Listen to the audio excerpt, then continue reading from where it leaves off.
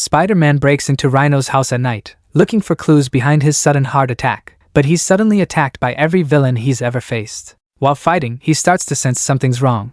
He wonders if he's dreaming. In reality, he's hallucinating and throwing cars in the street, thinking he's fighting enemies. The video goes viral, and the next day, Peter is at Rand Enterprises, zoning out during his first day on the job and getting scolded until his old friend Brian helps him out. Brian shows him a lab where he researches mushrooms, and when Peter asks why he's helping, Brian says he owes him from middle school. Later, Peter is attacked by a green goblin on the rooftop, but it's another hallucination. The real Norman Osborn stops him and reveals he came after seeing the viral video of Peter losing control. Norman explains that Peter once helped him leave his goblin past behind, and now he wants to return the favor. In the lab, they discover Peter was poisoned with a drug that causes hallucinations, panic, and aggression. Norman shows him the footage of his rampage and says that although Peter's metabolism will eventually digest the poison, until then, his mind is like a ticking time bomb. Peter wonders if Rhino was also poisoned, and Norman says it's possible. But deep inside Norman's mind, the voice of the Green Goblin still whispers,